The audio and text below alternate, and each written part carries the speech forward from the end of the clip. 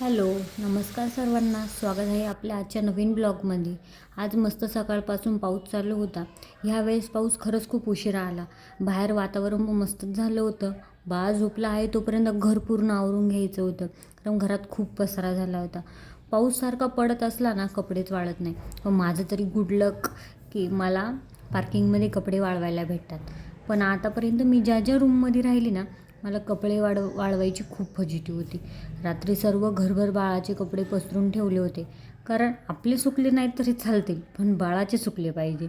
दिवसाला 25 ते 30 पॅन्टीजसुद्धा कमी पडतात मला. तो झोपला तोपर्यंत पटपट आवरून घेते.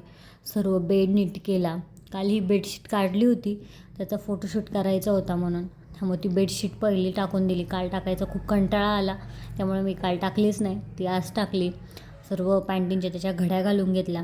खरं तर मला इस्त्री पण करायच्या होत्या, पण नेमकं लाईटमध्येच गेली. आणि पटपट काम आवरून घेते म्हटले तर महाराज उठले पूर्ण त्याने कपडे ओले करून घेतलेले. पहिले त्याचे कपडे चेंज केले. आया म्हटलं ना, मल्टीटास्किंग जमलंच पाहिजे. म्हणजे तो उठला तर हातातलं काम सोडून पटकन दुसरं काम आपल्याला जमलं पाहिजे. खरंच आई झाल्यावरती ना, काही वाढो ना वाढो, आपल्यामध्ये पेशन्स खूप वाढतात. म्हणजे हातातलं कितीही इम्पॉर्टंट काम असू दे, ते सोडावंच लागतं आणि त्याच्यासाठी काही त्याचं पहिलं त्याला पूर्ण करावं लागतं. शेवट असं मस्त स्वच्छ घर आवरून झालं. घर कसं आवरलेलं असलं म्हणजे आपलाही मूड फ्रेश असतो का. एक तर बाहेर वातावरण असं, त्यामुळं घर तरी नीटनेटकं असलं तर माणसाला फ्रेश वाटतं. त्यातल्या त्यात दुपारी मेशोवरून एक पार्सल येणार होतं. म्हणजे काही आपण आता रेंटच्या रूममध्ये तर आपण सर्वीकडंच तर नाही आपण चुका ठोकू शकत. त्यामुळं मी आज हे पार्सल मागवलं होतं. खूप छान याची स्टिक आहे. 77 रुपयामध्ये मला 30 पीस भेटले. क्वालिटी वाईज पण एकदम बेस्ट आहे, छान आहे, वर्थ इट आहे. मग चला, घर आवरून पार्सल बघून यथार्थाला आंघोळ घालून झोपवलं. आणि आज सकाळपासून ठरवलं होतं की बेडरूममधला टेबल आवरायचा. तसा हा टेबल आवरलेलाच असतो, पण एवढ्यात सलग पडलेला पाऊस, बाहेरचं वातावरण, त्यामुळं खरंच खूप कंटाळा आला होता. आणि हे दिवस खरंच खूप थोडे कंटाळवाणे असतात. असं वाटतं नुसतं अंथरुणात पडून राहावा, काहीच काम करू नये. त्यामुळे एवढा पसारा झाला होता. ह्या कंटाळ्यामुळे हा टेबलच राहून गेला आवरायचा. मला ना, कपडे वाळल्यावरती लगेच आणून घड्या घालायला खरंच खूप कंटाळा येतो. मला असं निवांत बसून कपड्यांच्या घड्या घालायला आवडतं. मला असं वाटतं की आपण जेव्हा कपड्यांच्या घड्या घालतो ना, ते कपाटात व्यवस्थित ठेवले जात नाही. त्यामुळे कपाट पण अस्तव्यस्त होतं.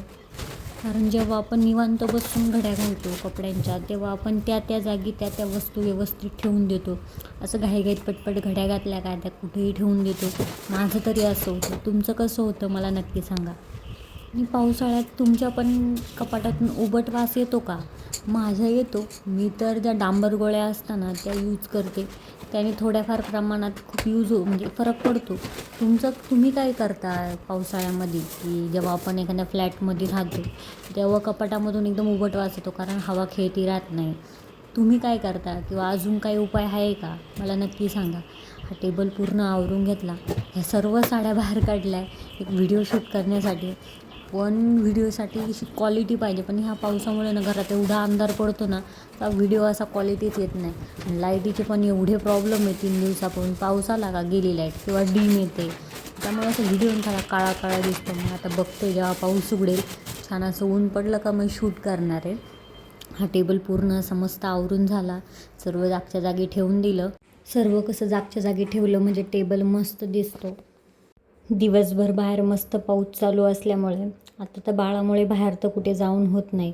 मग स्वतःला आनंदी ठेवण्याचा काहीतरी आपण मार्ग शोधलाच पाहिजे, कारण घरात राहून राहून खरंच खूप बोर होतं. मग आज ठरवलं की चला कांदा भजी बनवूया. त्यासाठी तयारी करायला घेतली. सर्व तयारी करून म्हटलं आज घरातच पावसाचा बसून आनंद घेऊया, छान स्वतःला एक ट्रीट देऊया. पाऊस आणि त्यातल्या त्यात कांदा भजी, याचं काही कॉम्बिनेशनच काहीतरी वेगळं आहे. ते एक सुकच काहीतरी वेगळं लागतं. मला तर खरंच खूप आवडतं. कांदा भजी करताना तुम्ही कोणती ट्रिक वापरता? मी तर पहिले कांदे मस्त कापून घेते. ते थोडा वेळ त्याला मीठ लावून ठेवते, कमसे कम 15 ते 20 मिनटं.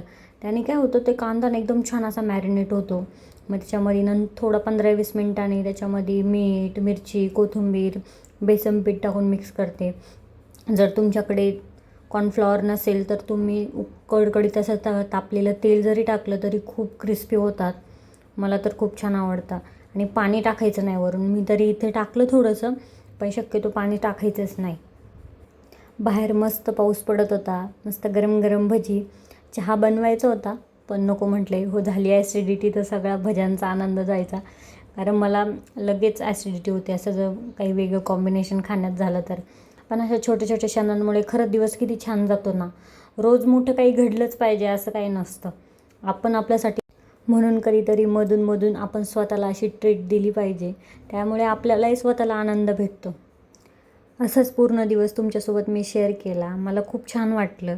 तुम्हाला माझ्या असे डेली ब्लॉग बघायला आवडतात का? मी अजून पुढे बेबी केअर टिप देणार आहे किंवा माझ्या बाळासोबत मी काय काय फॉलो करते ते पण येत्या नवीन ब्लॉगमध्ये मी सांगणार आहे. माझ्या आयुष्यातील असे छोटे छोटे क्षण तुम्हाला पाहायला आवडतील का? जर तुम्हाला माझे सर्व व्हिडिओ आवडत असेल तर चॅनलला सबस्क्राईब नक्की करा. व्हिडिओ तुम्ही नवीन बघत असाल तर सबस्क्राईब करायला विसरू नका. व्हिडिओ आवडला असेल तर लाईक, शेअर, कमेंट नक्की करा. Thank you for watching. मी मस्त गरम गरम भजीचा आनंद घेते. तोपर्यंत भेटूया उद्याच्या ब्लॉगमध्ये. तोपर्यंत मस्त काळजी घ्या.